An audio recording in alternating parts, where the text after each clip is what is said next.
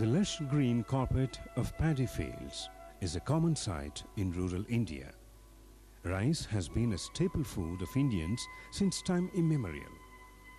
India treasured more than 35,000 varieties of rice grain a century ago. The rich diversity no longer exists, and thanks to science, only 100 varieties exist today. The so-called pest resistance, disease resistance, and genetically modified seeds have taken over the market. And ironically, the self-reliant farmer of the bygone era is heavily dependent on the hybrid seeds, chemical fertilizers, and pesticides of the multinational. Under these circumstances, the saga of Kailash Murthy begins. A decade ago, Kailash Murthy too, like all other farmers, used fertilizers and pesticides as specified by the agricultural experts. He proudly displayed a record yield in his neighborhood. But to his dismay, he observed that the yield grew less and less each year.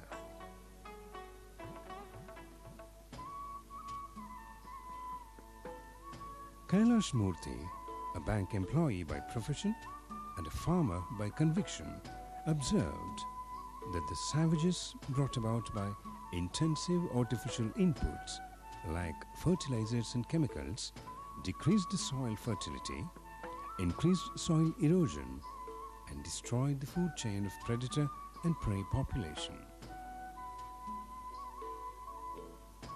During this period, the inquisitive Murthy stumbled upon the book One Straw Revolution, written by a Japanese farmer, Masanobu Fukuoka, a pioneer in natural farming and Ramon Magsaysay Award winner. The book inspired him further to read the Shastras. And reading the Shastras revealed that India was not new to natural farming. Many rishis grew their entire food around the ashram without plowing. They believed food grown without plowing is healthier.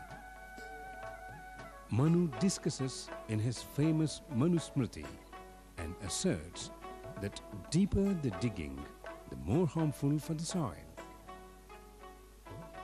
So, Mr. Murthy gave the established farming a break and left the land to itself. No tilling, no chemical fertilizers, and no use of pesticides. In short, nothing except scattering of seeds at random.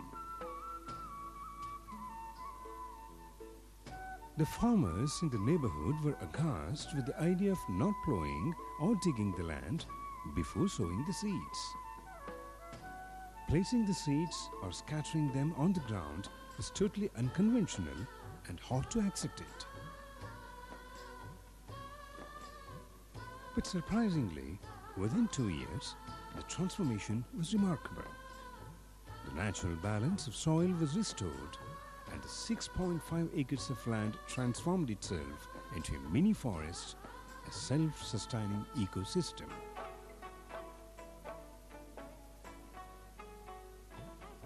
More than 3,000 varieties, including many medicinal plants, spurt out.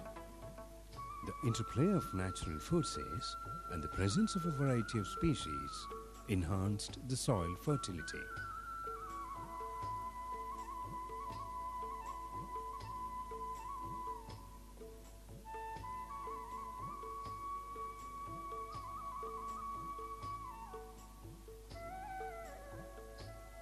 This silent revolution in the field of agriculture, without the use of established methods, not only attracted the nearby farmers, but also scientists from various disciplines.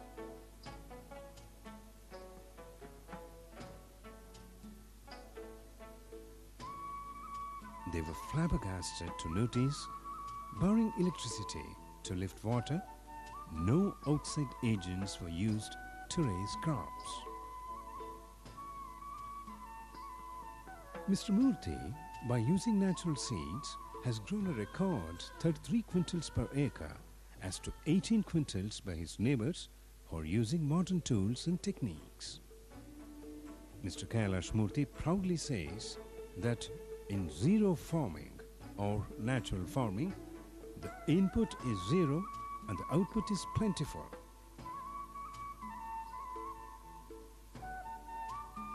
After 1 decade, he is completely self-sufficient. He no longer invests money on seeds, fertilizers or pesticides.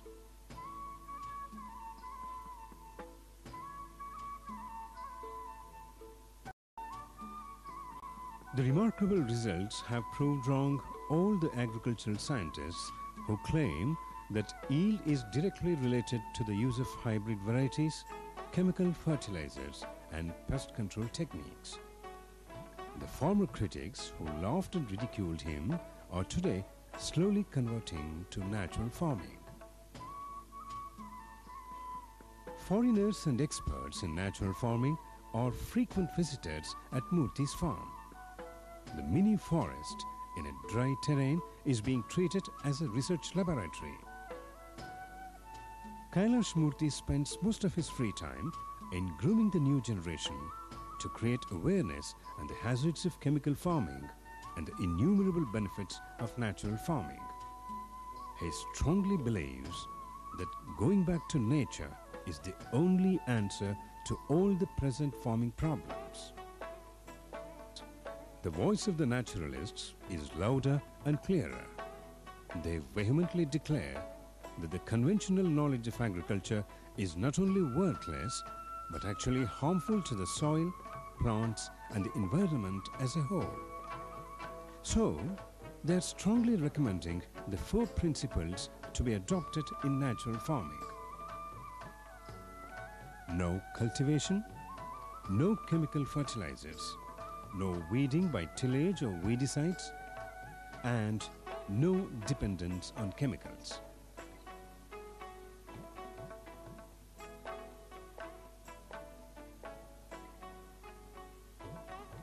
The earth cultivates itself naturally by means of the penetration of plant roots and the activities of microorganisms, ants, earthworms, reptiles and small birds. Tilling also causes soil erosion, besides destructing soil microbes and biomass that retains moisture. When natural area is brought under the plough, very strong weeds such as crabgrass and docks sometimes come out to dominate the vegetation. When these weeds take hold, the farmer is faced with a nearly impossible task of weeding each year. Organic remains are decomposed on the surface by bacteria and fungi with the movement of rainwater.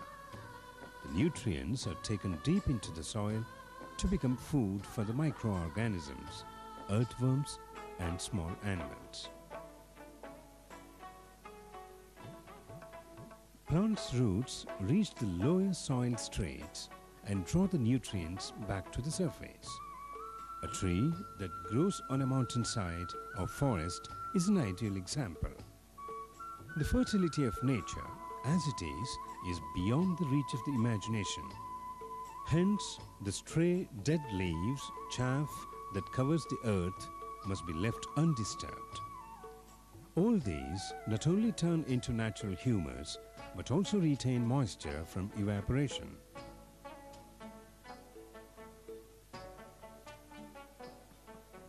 Mr. Kailash Murthy plants radish between the mulberry plants to curb the weeds.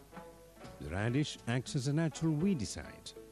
In nature, there are many more such edible plants that act as natural weedicides.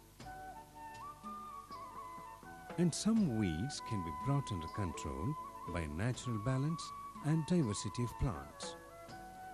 Gentle measures such as spreading dry straw and sowing clover are practiced instead of using man-made chemicals and machinery to wage war of annihilations. Sowing seeds while the preceding crop is still ripening in the field also controls weeds. hence timing the seeding in such a way that there is no interval between succeeding crops gives the grain a great advantage over the weeds. Pesticides are quite effective in the short run but cause great harm to the plants, soil, animals and humans when used consistently. Monoculture of 1 or 2 crops a year leads to pests menace as the food supply is restricted. Hence, natural way of controlling pests is to grow multiple crops. In a perfect ecosystem, predator-prey population is well balanced and loss by pests is negligible. Pratap Agarwal, a naturalist, says that in the last 5 decades, we have inflicted tremendous damage to the land, as a result of which agricultural output worldwide is stagnating and the yield is declining.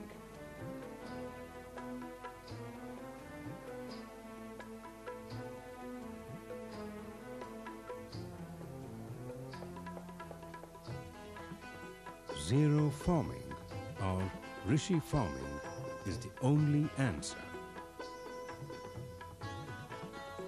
Even if a fraction of ordinary farmers adopted Rishi Kheti, it could have catastrophic effect on the agro-business establishments and the entire urban industrial structure might collapse. But will the powerful forces allow the silent revolution to prosper? Only time will tell.